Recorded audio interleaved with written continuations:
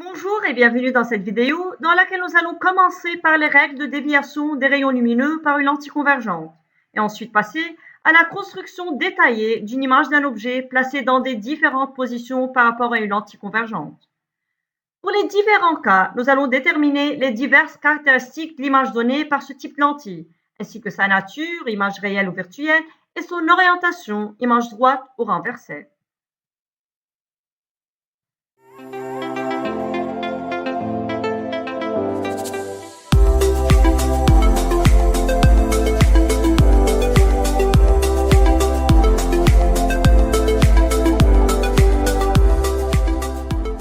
Je commence par un petit rappel sur les trois rayons particuliers émergents d'une lentille mince convergente, parce que, pour pouvoir tracer l'image d'un objet par une lentille mince convergente, on doit utiliser ces rayons-là. La première règle de déviation des rayons lumineux à travers une lentille convergente énonce le suivant.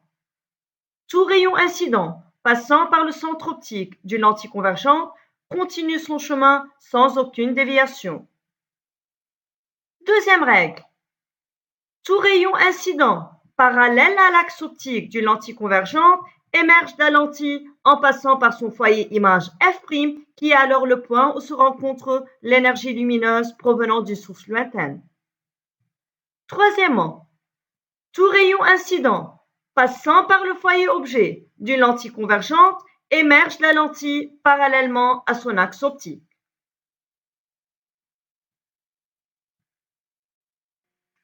Dans cette vidéo, nous allons construire l'image d'un objet situé dans des différentes positions par rapport à la lentille convergente. Voilà le symbole de la lentille convergente, son centre optique haut, son axe optique perpendiculaire à la lentille en haut et orienté positivement dans le sens de propagation de la lumière. C'est son foyer image f', son foyer objet f symétrique à f' par rapport à la lentille, et sa distance focale positive puisqu'elle est dans le même sens que celui de la propagation de la lumière. Dans ce qui suit, l'objet AB est modélisé par une flèche orientée vers le haut pour pouvoir comparer le sens de l'image et celui de l'objet. On utilisera la lettre petit p pour désigner la distance entre l'objet et la lentille, la lettre P' pour la distance entre la lentille et l'image et la lettre petit f pour la distance focale. Dans le premier cas, nous allons disposer l'objet à une distance supérieure à 2f avant la lentille. Deuxième cas, l'objet sera disposé à une distance égale à 2f avant la lentille. Dans le troisième cas, l'objet sera entre le foyer objet et 2f. Quatrième cas, l'objet est disposé à l'infini, donc il est très éloigné de la lentille. Et finalement, dans le dernier cas, nous allons disposer l'objet entre le foyer objet et la lentille convergente. Pour chaque cas, nous allons utiliser ce schéma type de la lentille convergente avec son centre optique haut, son foyer objet f et son foyer image f'. Commençons par le premier cas où P est supérieur à 2f, c'est-à-dire que l'objet est situé à une distance plus grande que 2 fois la distance focale en amont de la lentille. Disons, si f est égal à 2 cm, alors l'objet est situé par exemple à une distance P égale à 6 cm avant la lentille. Travaillons dans tous les cas avec les mêmes échelles horizontales et verticales, soit par exemple de 1 cm par division. C'est l'objet AB qui est perpendiculaire à l'axe optique avec le point A sur l'axe optique. On cherche à tracer son image à travers cette lentille convergente. Voilà les différentes étapes à suivre. Du point B, on mène deux rayons lumineux. Le premier parallèle à l'axe optique émerge de la lentille en passant par son foyer image f'. Et le deuxième, passant par le centre optique, émerge sans aucune déviation. Les deux rayons émergents se rencontrent à un point B', image de B. Du point B', je mène la perpendiculaire à l'axe optique que le coupe en un point A', image de A. À ne jamais oublier que puisqu'on travaille avec des rayons lumineux, il faut toujours mettre les flèches sur les rayons. Comme on vient de voir, le point B', image de B, est trouvé d'après l'intersection de deux rayons lumineux issus de B.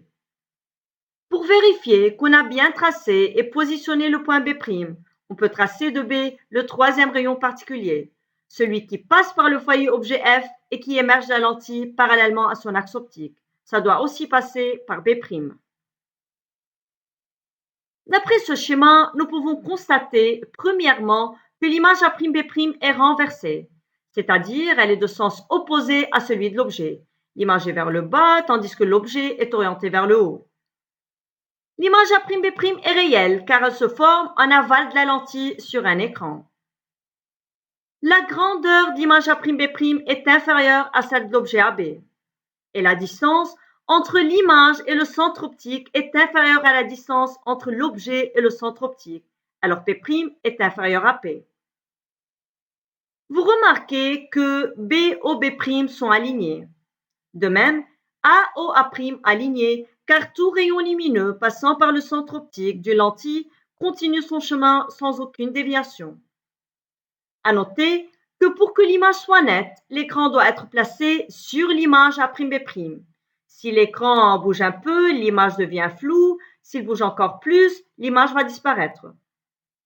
À aussi noter que tout rayon lumineux provenant de B et arrivant à la lentille émerge en passant par B', l'image de B. De même, tout rayon provenant de A et arrivant à la lentille émerge en passant par A', l'image de A. Deuxième cas, on dispose d'un objet AB en amont de la lentille et situé à une distance égale à 2f. Par exemple, si f est égal à 2 cm, alors P, la distance séparant l'objet du centre optique, sera de 4 cm. Voilà l'objet AB. Comment construire l'image A'B' de l'objet AB à travers cette lentille convergente? Pareillement au cas précédent, nous avons à suivre les mêmes étapes. On trace deux rayons lumineux issus de B. Le premier parallèle à l'axe optique émerge de la lentille en passant par son foyer image f'. Et le deuxième, passant par le centre optique, émerge sans aucune déviation. Les deux rayons émergents se rencontrent en un point B', image de B. De B', je mets la perpendiculaire à l'axe optique qui le coupe en un point A', image de A. Ici, nous remarquons aussi que l'image A'B' est réelle, car elle se forme en aval de la lentille, pareillement au cas précédent, et elle peut être reçue sur un écran. D'après le schéma, l'image est renversée, puisque l'objet et l'image sont de sens opposés. Mais dans ce cas, la grandeur de l'image A'B' est égale à celle de l'objet AB, et la distance entre l'image et le centre optique est égale à la distance entre l'objet et le centre optique. Alors P' est égal à P. Troisième cas, l'objet est situé entre le foyer objet et 2f. Prenons ici, par exemple, la distance focale de 2 cm et P de 3 cm pour qu'il soit entre f et 2f. On adopte ici la même démarche des deux cas précédents. Donc, on reproduit la construction précédente en traçant deux rayons lumineux issus de B. Le premier rayon, parallèle à l'axe optique, émerge de la lentille en passant par son foyer image f'. Et le deuxième, passant par le centre optique, émerge sans aucune déviation. Les deux rayons émergents se rencontrent en un point B', image de B. Du point B', je mets la perpendiculaire à l'axe optique qui le coupe en un point A', image de A. De même ici, l'image A'B' est renversée et réelle en aval de la lentille. Mais la grandeur de l'image A'B' est supérieure à celle de l'objet AB. Et la distance entre l'image et le centre optique est supérieure à la distance entre l'objet et le centre optique. Donc, P' est supérieur à P. On peut alors conclure que plus on approche l'objet de la lentille, plus l'image s'éloigne de la lentille tout en devenant plus grande.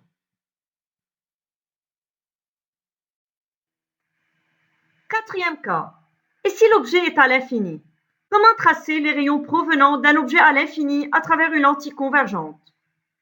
Les trois cas traités précédemment concernaient des objets à distance finie. Ici, nous allons placer l'objet AB à l'infini. Mais quel rayon particulier doit-on tracer là? À très bien noter que dans ce cas, les rayons lumineux arrivent parallèles entre eux sur la lentille. Donc, je mène ici deux rayons parallèles. Le premier passant par le centre optique émerge sans aucune déviation. Et le deuxième, passant par le foyer objet F, émerge de la lentille parallèlement à l'axe optique. Les deux rayons émergents se rencontrent en un point B', image de B.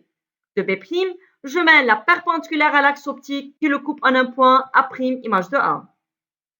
Donc, comme les cas précédents, nous avons commencé par tracer le rayon issu de B et passant par O. Ça ne dévie pas. Mais nous ne pouvons pas utiliser le rayon parallèle à l'axe optique, car celui-ci n'existe pas dans ce cas, puisque tous les rayons issus de B sont parallèles les uns aux autres. Nous pouvons cependant tracer le rayon parallèle au premier, passant par le foyer objet, il ressortira parallèle à l'axe optique. Ces rayons émergents vont se couper dans le plan focal image. Nous constatons alors que l'image A'B' est inversée et réelle dans ce cas-là aussi. Mais l'image A'B' se forme dans le plan focal image. A' est confondu avec F'. Donc, la distance entre l'image et le centre optique est égale à la distance focale, d'où P' égale à F. Cinquième et dernier cas. Objet disposé entre le foyer objet et le centre optique de la lentille. Prenons par exemple ici F de 3 cm et P de 2 cm. Donc, on approche dans ce cas l'objet de la lentille, de façon à ce qu'il soit placé entre le foyer objet et le centre de la lentille. Pour construire l'image de l'objet AB, on mène de B deux rayons lumineux. Le premier parallèle à l'axe optique émerge de la lentille en passant par le foyer image F'. Et le deuxième, passant par le centre optique de la lentille, émerge sans aucune déviation. Les deux rayons ne se rencontrent pas. On les prolonge alors vers l'autre côté de la lentille où ils se rencontrent en un point B', image de B. Du point B', je mène la perpendiculaire à l'axe optique qui le coupe en un point A', image de A. Dans ce cas, on constate que l'image est virtuelle car elle se forme en amont de la lentille et du même côté de l'objet. Elle est dans le même sens que l'objet. On dit qu'elle est droite, c'est-à-dire elle n'est pas inversée par rapport à l'objet. Mais l'image est plus grande que celle de l'objet et située à une distance de la lentille plus grande que celle entre l'objet et la lentille. Donc P' est supérieur à P. On retrouve par exemple ici le cas de la loupe. Finalement, pour récapituler, si la distance entre un objet lumineux et la lentille convergente est supérieure à sa distance focale, cette lentille donne de cet objet une image réelle car elle se forme en aval de la lentille. Cette image peut être reçue sur un écran et est renversée puisque l'objet et l'image sont de sens opposés. Dans le cas contraire, où P est inférieur à F, c'est-à-dire que l'objet est placé entre le foyer objet et le centre optique de la lentille, on ne peut pas obtenir d'image sur un écran. L'image est donc de nature virtuelle car elle se forme en amont de la lentille. On dit dans ce cas-là que l'image est droite puisque l'objet et l'image sont de même sens.